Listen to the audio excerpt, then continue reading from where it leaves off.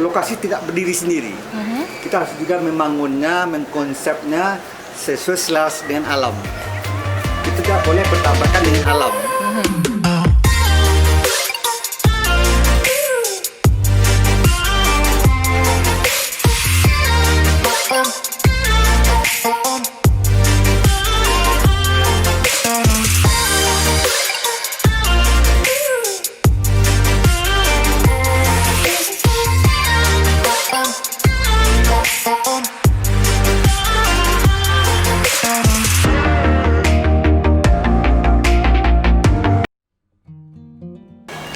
Assalamualaikum warahmatullahi wabarakatuh. Welcome back to our channel Dinas Pariwisata Provinsi Sumatera Barat. Dan saat ini Kak Ros sudah berada di Kabupaten Agam bersama salah seorang pelaku pariwisata dan ekonomi kreatif Sumatera Barat, Bapak Zola Pandu. Tentunya di acara Malapa, Mautalama Pariwisata dan Ekonomi Kreatif. Selamat siang Pak. Selamat siang Bu Ros. Oke, apa kabar Pak? Sehat, alhamdulillah. Alhamdulillah, alhamdulillahirobbilalamin. Nah, Dusana Pariwisata, Bapak Zola ini merupakan pengelola kawasan Puncak Lawang di Kabupaten Agam. Nah, kita mau tahu ini Pak, Puncak Lawang ini dikelola itu sudah berapa lama bisa menjadi kawasan yang mempesona seperti ini Pak? Mungkin sebelumnya saya mungkin cerita dulu ya sejarah tentang bagaimana saya mulai di Puncak Lawang. Oke. Saya punya latar belakang orang pecinta alam. Ya. Setelah tamat dari kuliah, belum kuliah di Fakultas Pertanian Unan, langsung berusaha. Salah satu usaha saya itu developer, pengembang. Oke. Pengembang perumahan, pengembangan pasar, pertokoan. Pada tahun 94, saya berkenalan dengan orang asing, teman, yang memang dia penggiat pariwisata. Ya. Nah, saya membantu teman itu pergi surfing ke Mentawai, mencari lahan-lahan surfing. Oke. Karena teman saya itu penemu surfing ombak Mentawai, namanya Rick Peneron. Setelah saya coba 1 minggu jalan dengan Mr. Rick Peneron, saya dapat wawasan bahwa konsep kalau kita ingin mengembangkan suatu lokasi, ya harus kita cari lokasi yang paling bagus, Strategis gitu ya Pak? strategis. Ya.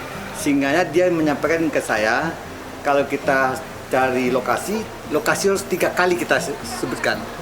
Pertama atau lokasi, kedua lokasi, ketiga lokasi. Oh begitu. Begitu pentingnya lokasi. Ya. Tapi tanpa lokasi tidak berdiri sendiri.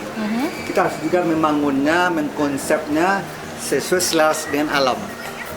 Kita tidak boleh bertabrakan dengan alam. Punya konturnya yang bergelombang, kita juga bangunnya sesuai dengan kontur itu. Bergelombang juga. Bergelombang juga. Ya. Sehingga setelah saya balik dari Mentawai, saya ingat kampung halaman. Karena dari 7 saya bersaudara, saya satu-satunya yang lahir di Lawang. Oke. 7 orang saya bersaudara, saya nomor 4, lahir di Lawang, satu-satunya. Satu-satunya. Satu-satunya. Saya ingat Puncak Lawang, karena waktu kecil saya sering ke Puncak Lawang. Puncak Lawang ini objek wisata yang ada sejak zaman Belanda dulu, zaman Belanda. Di sini ada dulu villa Belanda, namanya Rumah Bulat. Rumah bulat. Orang Lawang menamakan Rumah Bulat. Ya. Ya. Pada saat itu Puncak Lawang ini masalah lahan. Saya coba dekati beberapa tokoh masyarakat, ini mama menyampaikan maksud saya dapat gayung bersambut. Kalau begitu minta olah, paling bagus. Karena masalah tanah Puncak Lawang udah lama bermasalah. Mulailah saya coba mendekati yang berbagai pihak yang bermasalah itu, yang konflik. Saya damaikan, kemudian damainya di depan hakim. Ya. Karena kasusnya sudah sampai kasus hukum, damainya di depan hakim. Itu terjadi tahun 1999. 99. Tapi Ya. kasus ini namanya di kampung, untuk menyamakan nama ini tanah suku, tanah kaum, karena banyak orangnya butuh pendekatan lama. Ya. Baru selesai betul tahun 2016. pada saat 2016 itu saya coba buat konsep tentang bagaimana Puncak Lawang kita tata. Sehingganya seperti yang kita lihat seperti ini. Memang proses pembangunannya cukup lama. Karena memang kita swadaya sendiri dengan keluarga, sehingga udah 4 tahun 3 bulan baru keren seperti ini ya. Apa yang kita bangun di Puncak Lawang ini? Kita membangun kawasan wisata alam terpadu.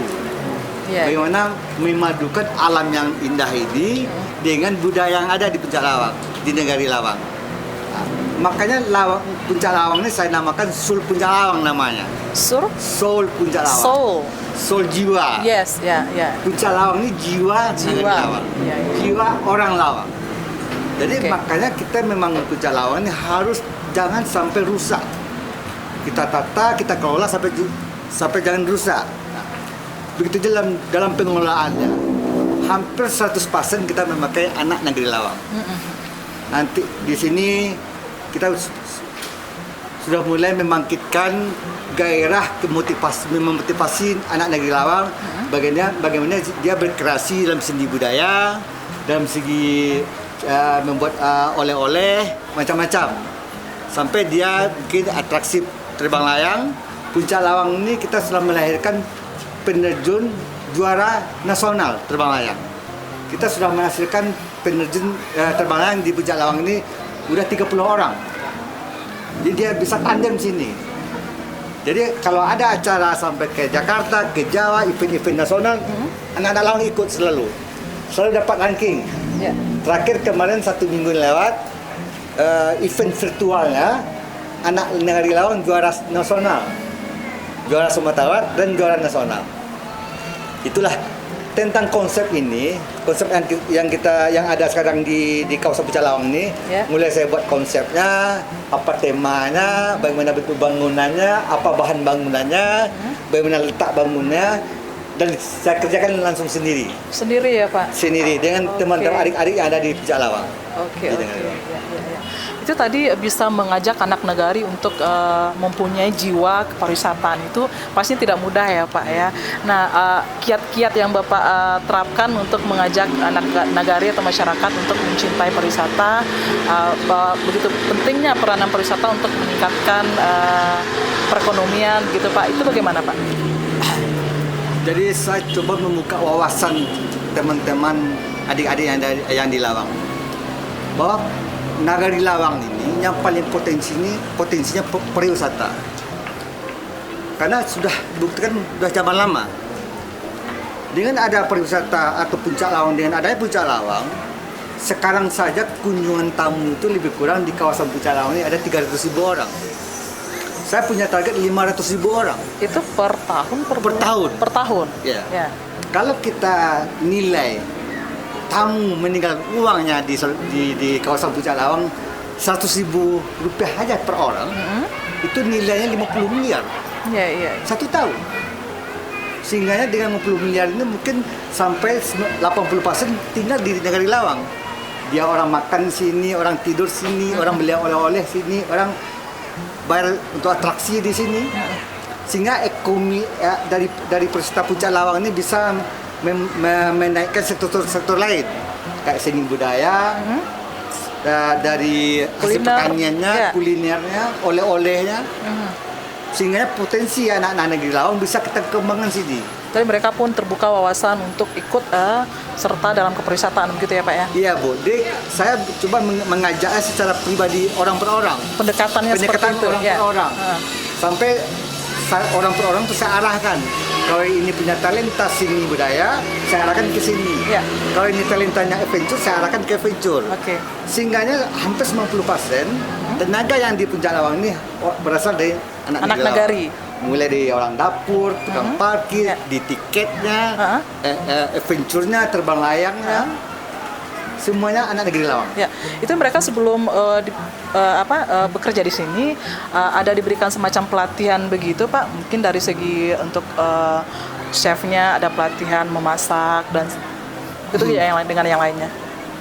Memang itu kekurangan kekurangan kami Bu. Kita belum sempat melatih anggota-anggota yang ada kita sini, tapi tiap hari kita selalu mengarahkannya. mengarahkannya. Uh-uh. Contoh kulinernya, kita bilang ke orang dapur, kebetulan orang dapur itu orang Lawang yang udah merantau, yang bekerja di rumah makan, dia pulang. Melihat Puncak Lawang ini ada potensi untuk dia bekerja, dia pulang. Tapi untuk bagaimana dia bisa meramu makanan yang cocok dengan tamu di Puncak Lawang, karena di Puncak Lawang ini udaranya dingin, sangat dingin, tentunya makanan yang berbeda dengan orang yang di kota.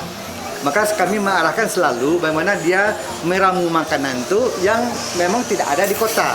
Rasanya rasa di kampung. Iya.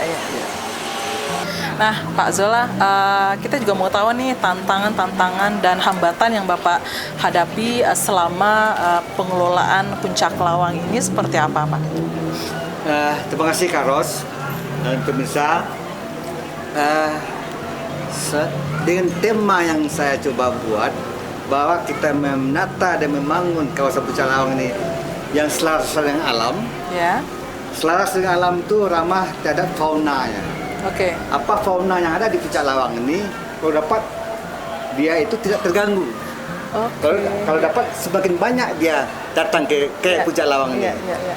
Contohnya saya coba tiap malam menaruh makanan bekas-bekas nasi yang berlebih, saya taruh berapa sudut.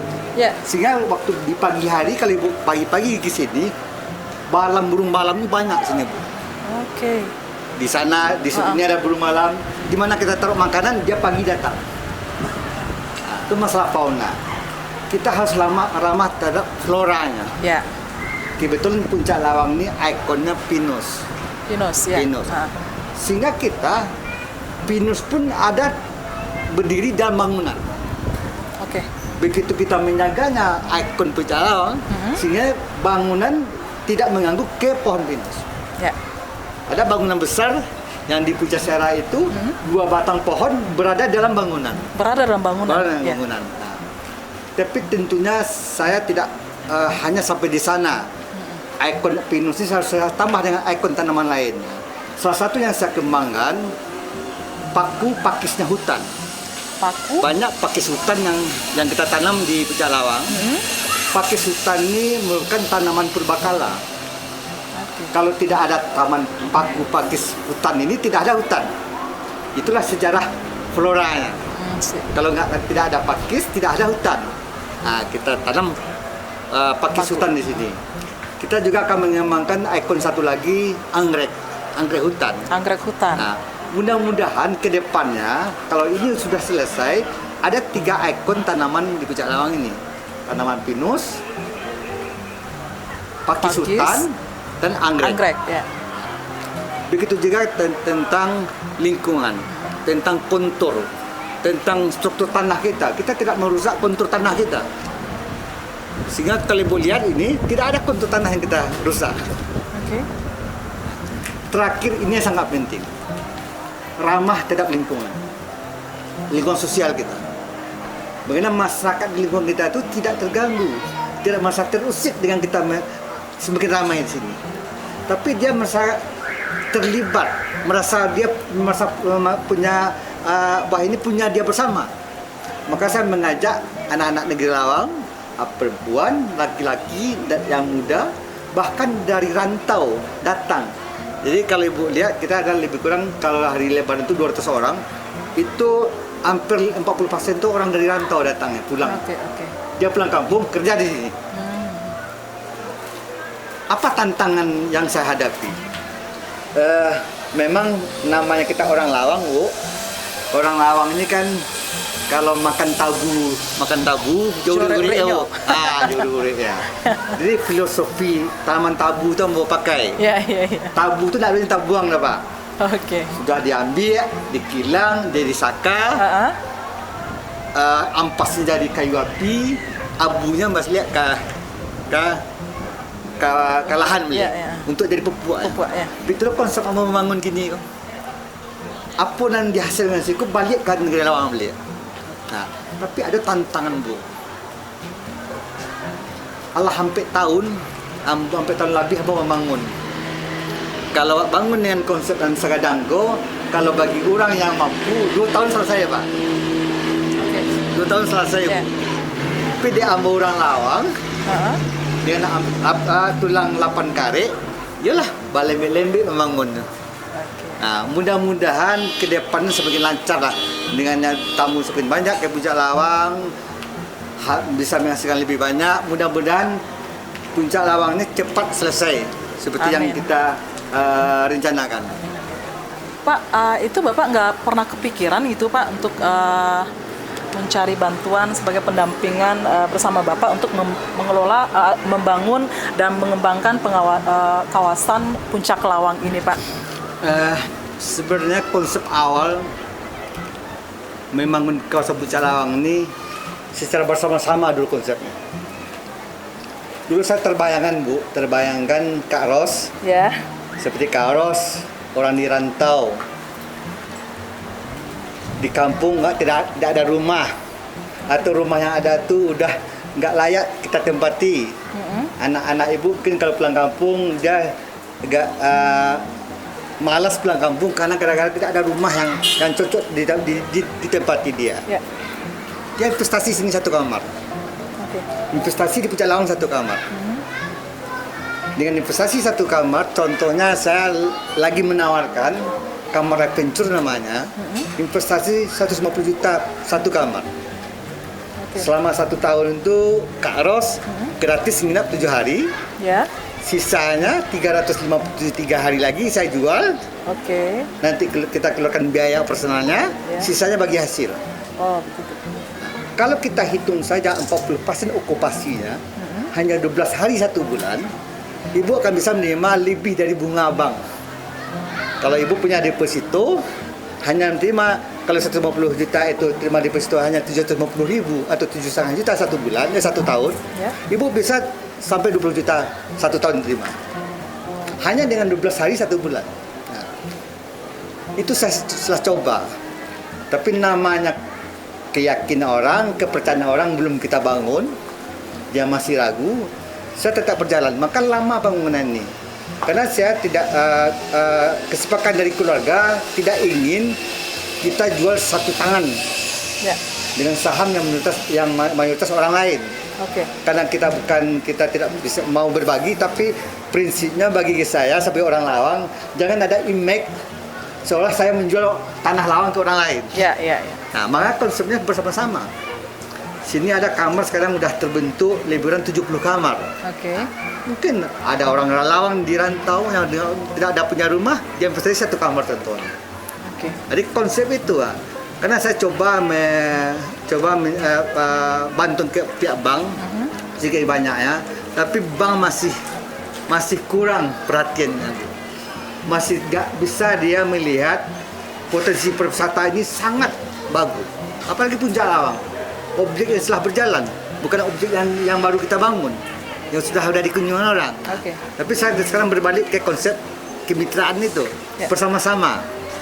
Nah, saya prioritaskan mungkin orang Lawang yang di rantau, orang-orang ada yang contoh di Padang, yang punya uang mungkin bisa berinvestasi 1 kamar 2 kamar, karena konsep ini udah banyak diterapkan orang kayak di Bali.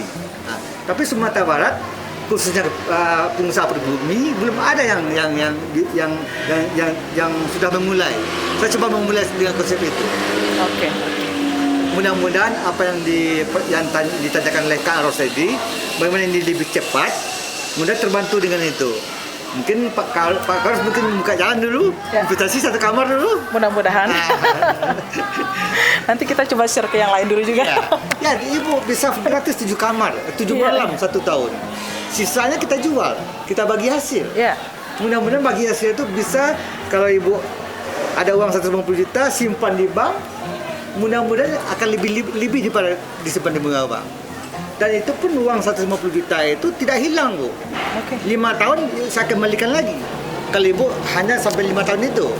Itu kalau kita perpanjang, kita perpanjang kontrak lagi. Ya. Karena pasti harga kamar akan naik.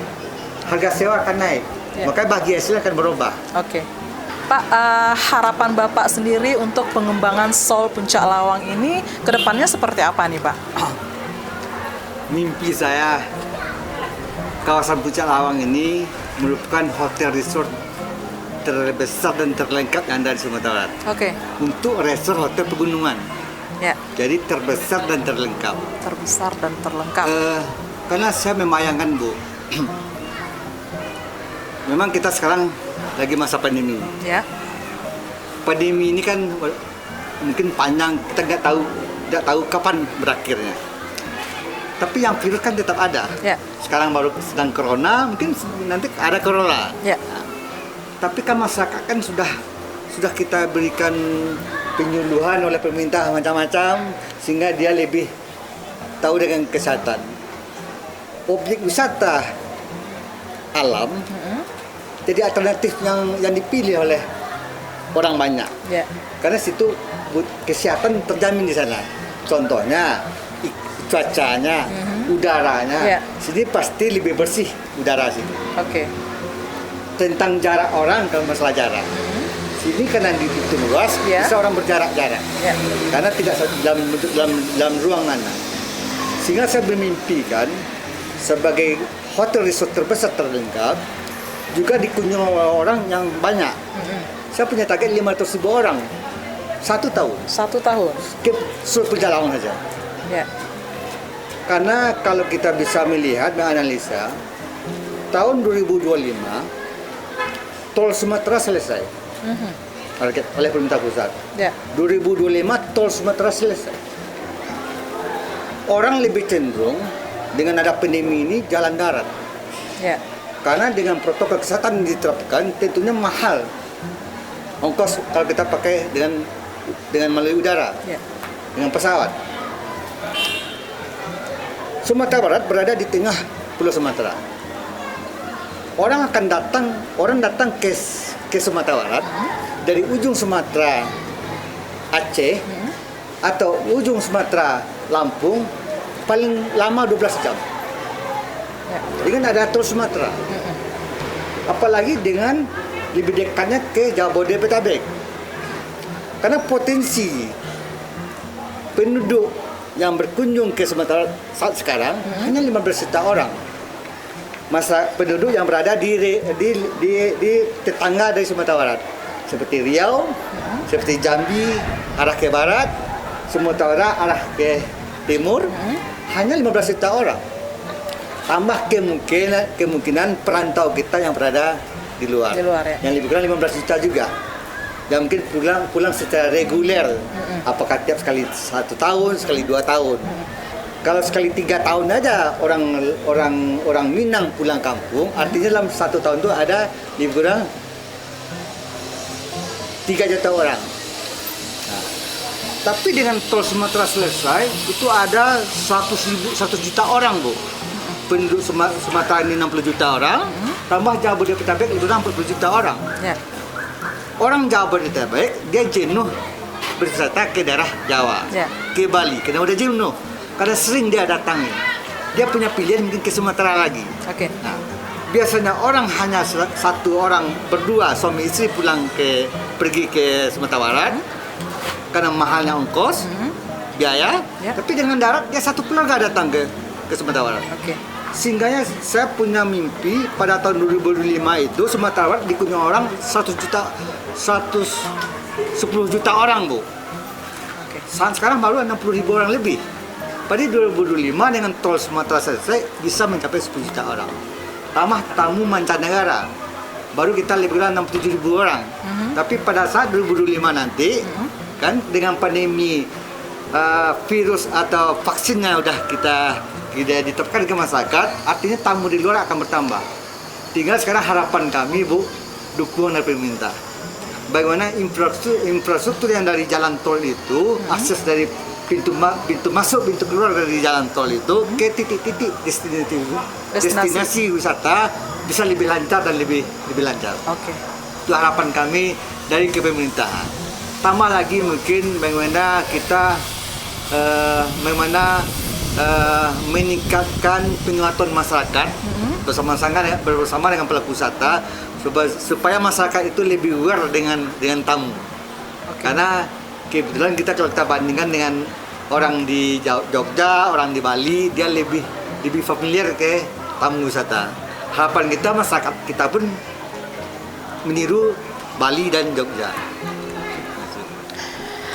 Baik Pak, luar biasa sekali tadi mendengarkan cerita Bapak mengenai pengelolaan kawasan Puncak Lawang ini, dan semoga harapan-harapan yang sudah Bapak utarakan tadi itu akan terwujud secepatnya. Kemudian semoga destinasi Puncak Lawang, Soul Puncak Lawang ini semakin berkembang dan wisatawan tentunya semakin lebih banyak lagi untuk berkunjung ke sini ya Pak. Amin. Oke. Dan sana Pariwisata, demikian tadi Matalamak kita bersama Bapak Zola Pandu, pengelola kawasan Soul Puncak Lawang, Kabupaten Agam. Saya Kak Ros dan Bapak Zola mohon undur diri dulu. Sampai jumpa kembali dengan edisi Malapak berikutnya, tentunya dengan pelaku pariwisata dan ekonomi kreatif lainnya. Wassalamualaikum warahmatullahi wabarakatuh. Salam pariwisata, salam Piti Masua.